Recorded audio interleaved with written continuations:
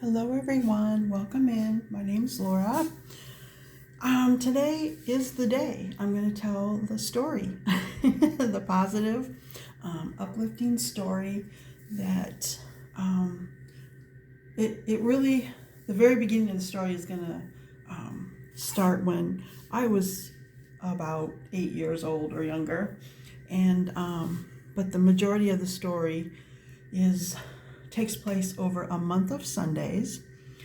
I do sell on Sundays at a local farmers market, which is where the story really took its hold in my life, if that makes sense. I don't know why I chose. Well, I do know why I chose. Fridays around here are usually very busy, very hectic, very focused. But because of a couple things that happened yesterday, I thought, well, maybe I need to tell a positive story today. A couple of emails from online orders, non-issues. One person sent a very curt message because they placed two orders and I refunded the shipping on one of the orders so they would only pay shipping once. Sent it out, tracking. And I even sent a message saying that I refunded your shipping charge. I got the most curt message at bedtime last night, and I thought, what is going on? I didn't understand it, and that followed another very curt message I got for another non-issue that I responded right away, and at least she responded back and said thank you. She understood now, and et cetera, et cetera. But I started to think, I don't know what's going on in somebody else's life. I'm just going to respond kindly with an explanation and even leave them the option of how do you want to handle this. But I don't know if it's a full moon. I don't know if the world is really just getting tough on people. But I thought this is my reminder that I need to get this story out. It's near and dear to my heart. This story is. Maybe it can inspire someone. Whatever talents you have, whatever knowledge you have, if you find yourself in a situation to share it, maybe this will give you that little extra push to do so. Okay.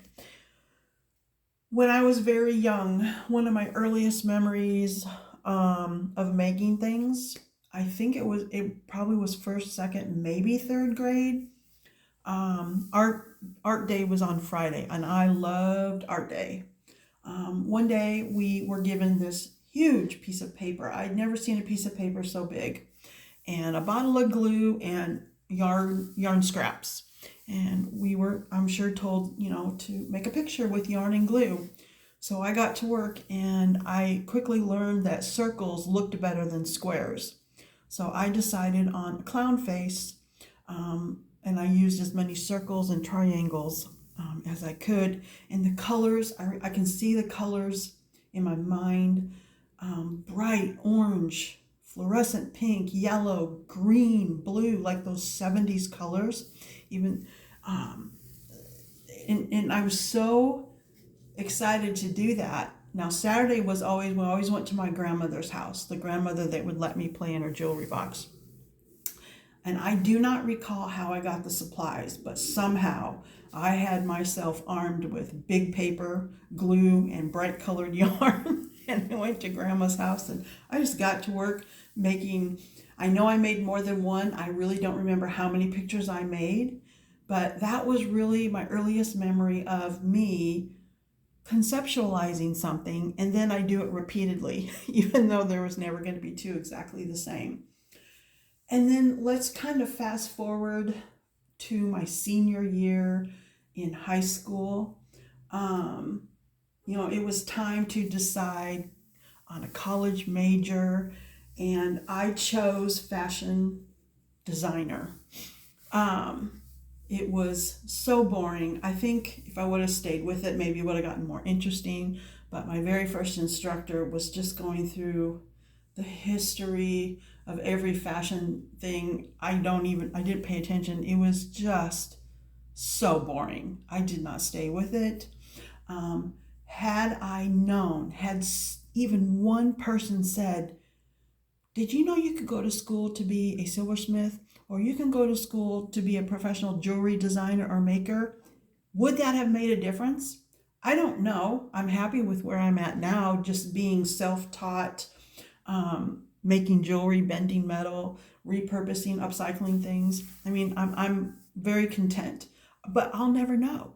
I told myself when this thought kind of came to me much later in life, when I did discover that you could go to school as a silversmith, that's actually an option. And I did go back and look. The college I went to, it's an option. I told myself, if I am ever in a situation where I can just let somebody know that this is an option, and you need to, what's the right word? Young people need to be exposed to a wide variety of things that they in their world that they may not know about, and just telling them that this is an option or that's an option doesn't mean that that's where they're going to go. They just know, oh yeah, that's an option, and they'll carry on with their happy-go-lucky lives. But I did tell myself that if I'm ever in that situation, I'm going to share what I know. So now we're going to fast forward again to, okay, so this was a month of Sundays, but the Sunday before, now I'm giving really strange details, I know, because they may come into play later in the story. They won't sound like obvious in the moment, but they'll probably make sense later if I can get the story out properly. I hope I can tell the story with the right words that it really does deserve. So the week before the month of Sundays began, I'm at the market, and the owner, her name is Linda, she came up to me and said, well, my granddaughter is coming for a visit, and she's going to be a vendor. She's going to sell lemonade and popcorn. And I'm like, oh, instantly, I'm like, oh, I want to support. Please let me know, like, if she needs change, if she has questions, whatever. I want to support this little venture of hers. Okay, what I didn't tell you is Linda's daughter, who is the mother of this particular granddaughter, is no longer with us. And I already knew that. So that really hit me when I knew she was coming. I knew the backstory. I knew that her mother is no longer with us. So there's even more meaning, importance, and sentiment to the story. Okay, so then, but she did not say when she was coming. This is the beginning of the season. I didn't think to ask, oh, when is this going to start? I'm just going with the flow as I usually do there. So the very next week, the first thing I carry in is this display with the sun catchers. They're not necessarily all packed away. I just carried that in, and someone said, well, hello, those are pretty. A young girl says to me. I'm like, oh, well, thank you. And she rushes over to him, and she's looking, and I'm still carrying things in. And she says, can I make those? I'm like, well, yeah, I'm not prepared today. Are you going to be here next week? She says, yeah, I'm going to be selling lemonade. And the light bulb went on, because then I knew who she was. And I'm like, oh yeah, definitely. I can bring the things we need to make something next week. So this is the first Sunday, and she did spend a lot of time with me that day, so much that Linda was even saying, is it okay? Is it okay? And I'm like, I got this. Don't worry. I've raised 3 kids. We call it under the table, even though they weren't really under the table. We always say raised under the table, which is just the way we say. You would not always, but they would sometimes go to shows with me. So it wasn't, to me, it was no big deal to have a young person in my booth. But that day she wanted to help set up. She wanted to help sell. She, everything, all the things, like I didn't even realize how much of how I do things was she was paying attention to. So then when it was, I would kind of go out and greet customers, and I would casually like move across here, or I'd move a heart over there, and then I noticed she would go out and put it back where she put it. So that was something I learned, because I have all boys, and my boys do not pay attention to what I'm doing. They don't pay attention, but she was paying attention to everything I did, and I thought, okay, do not rearrange anymore. Where she puts it is where it's going to stay. And that's what I did for the next 4 weeks. It was how she put it was where it was going to stay. Or she was also picking up on the fact that I say hello to when almost every, because sometimes you just can't quite get someone's attention to say hello to them. Always smiling, saying hello to absolutely everyone. Also, I kind of was teaching her little things behind the scene, like for special customers, she would invite them to come back and look at a special section of earrings, or just all the things. So then kind of towards the end of the day, no, she definitely wanted to make things, and she definitely wanted to sell. So she said, well, what can I make next week? And I said, well, why don't you look around my booth and kind of give me an idea of what you want to make. She did choose the elephant sun catcher that's made from a fork. So I said, okay, I will get all those things ready and we'll make it next week. Week 2, again, she greets me again. And once we're all set up and kind of settled in, she sat at the table for however long it took her from beginning to end to make the elephant. I really didn't have to give her any direction. She just used the one I made as her guide, and she got to work. And you guys, it's up for sale. The elephant that she created, and great attention span to begin to do it from beginning to end. And then she wanted to know what else she could make. I said, okay, well, this time let's do it a little differently. Instead of going around my booth and looking for, something to make again, I'm going to challenge you. We're going to do this right. We're going to start at step 1. I gave her a piece of paper and a pen. I only had pens, not even a pencil. This young girl only had a piece of paper and an ink pen. And I said, why don't you sketch something? This is what she sketched. Maybe I don't know if I can zoom in, or maybe I can bring it up a little closer to the camera. This is what she sketched. I knew instantly that it was a pair of earrings with a heart and an angel at the bottom. And I told her, I said, you know what?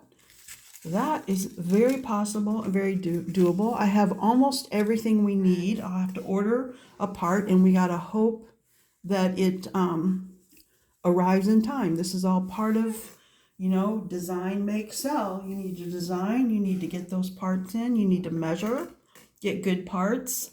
But I knew we had at least 3 weeks to get this done, so I did. I already had the hearts. I needed freshwater pearls. These are freshwater pearls, Austrian crystal, and I needed smaller wings. I had some small halos on hand. So the next week, which was going to be week 3, we got to work and we made these angels. And as soon as we made one pair of these earrings, I gave them to her, and she took them over to her grandmother and said, here, Grandma, I made these for you. And Linda was, of course, very touched. Her mouth flew open. She had no idea what we were doing. I don't know if Linda even saw the sketch, to be honest. I'm not sure. I had given, Sophia is the young girl's name. I had given her a little market basket to keep all of her treasures in, and her original sketch probably got put in there. So I think Linda asked me a few questions like, are these really for me? And I'm like, yeah, those are really for you. We worked on those together. And I think Sophia during the week probably told her more about the story, because the next thing I know, Linda, the owner of the market, now she has a private Facebook page. This is not open to the public. It's, you have to be friends with her to see this. She put a story up showing the sketch and the earrings, and she put it out on her Facebook page, telling the story of Sophia and myself and what we did, which got it in front of a real artist, a local Omaha artist, saw the story and called Linda and said, please, can you guys come to my studio? So then Sophia got to go to a real studio, and influenced by professionally trained artists, who has the language, the tools, the connections, a studio in downtown Omaha. So she got to experience all of that. So, I mean, without a doubt, Sophia now knows that this, if she wants this to do this, whether professionally or as a hobby, it's an option. It's an option for her. She knows about it. She knows she can go to school. She knows she can do whatever she wants without having to be professionally trained. Either way, however she wants to do that. I didn't get to see the Facebook story, but I did when I came on the fourth Sunday. When I got there, Linda told me about it, and I kind of looked over out of the corner of my eye, and Sophia is setting up a small table, and she has covered it just like not the same way I cover my tables, but she's covered her table. I saw the little market bag that I had given her sitting on the table, and she's lifting out her trays and her tools and her supplies, and she's putting everything. She has a sign. I have signs in my booth, and I'm like, Linda says she's going to sell her custom-made bracelets today. And I'm like, oh my gosh, I was just flooded with joy for Sophia, because the whole time, like, she was yearning and asking, and how this was for her, what she really wanted to do, make something and sell it to the people. And she also wanted to earn money. She wanted all of the steps, and there were other people involved getting her the supplies, because I had no idea. I turned my air conditioning off so you guys wouldn't have to hear noise, and now there's noise outside. Sorry. So she sat there from 10 in the morning until 3 in the afternoon. Of course she got up for breaks. That's normal. But she worked the market the entire time. And I noticed that she was looking up at people and smiling. She said hello to everyone, yet she kept working on all of her orders that she was getting. And the customers were so enamored by her. The conversation was just whirling the entire day. The energy that little girl brought was above and beyond our normal magical place, because it's magical there all the time. But it was extra magical that day. And also that day also just happened to be the same day that Abu and Akeem from Africa, they come once a year to sell their African artifacts, their beads, and their mud cloths. That was the week they were there too. And Abu he's quiet. I love being next to him because he is so kind and generous. He's an excellent neighbor to be next to. At the end of the day, he did give Sophia some beads, which I thought, oh boy, this is fantastic. She's got even more to work with now. So final day, she came up to me and at the final hour and said, I made $97 and my grandma gave me $3, so I really made $100 today. I just thought that was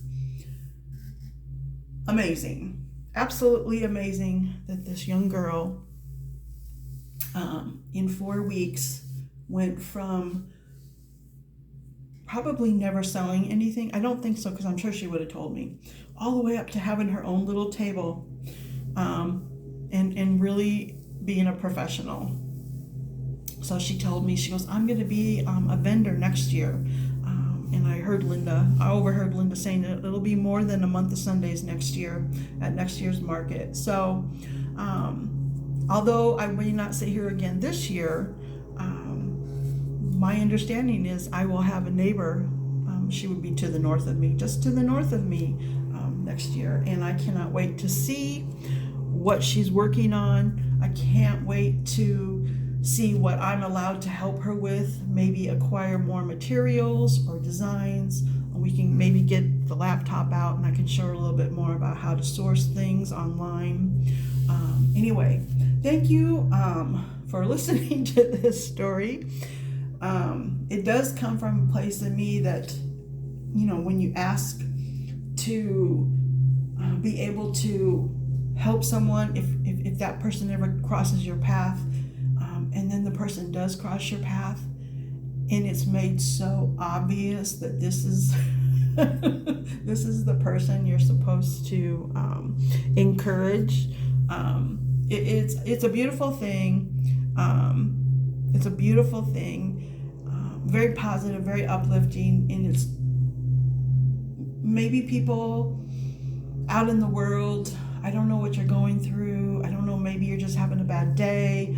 I don't know what it is, but holy moly, some of the tone in the messages, 2 in a row yesterday, was like, yikes, I really have to pour it on just to kind of turn that around. We all, goodness, I don't want to be preachy, but holy smokes, we all need to be kind to one another. And when we can encourage somebody, it could really make a difference in their lives.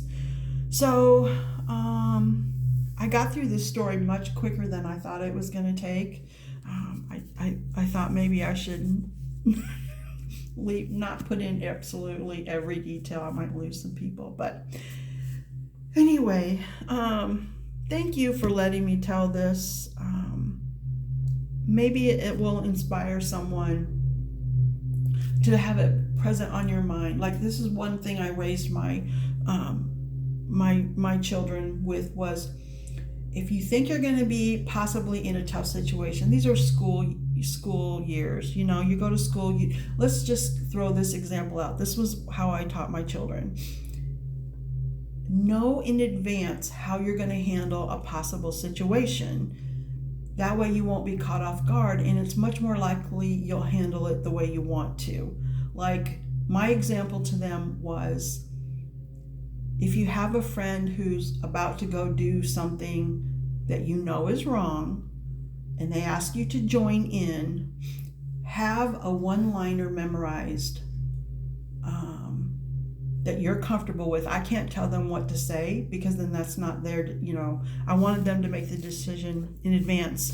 For me, it's like, no, that's not for me. No, that's wrong. Whatever it is, just a short one-liner of how you're going to handle that particular situation, and you'll be surprised that you can handle those situations better than if you didn't already make your decision in advance. So for me, making that decision in advance, that if ever given the opportunity, I was going to share what I know, even though that can be scary. What if the person is like, no, that's stupid. No, I'm just going to be, share it anyway, if given the chance. It was very obvious. And Sophia really made it fun and exciting. She's a go-getter, and she's got a bright future in front of her, no matter what she decides to do. So, I think that's all I'm going to say for now.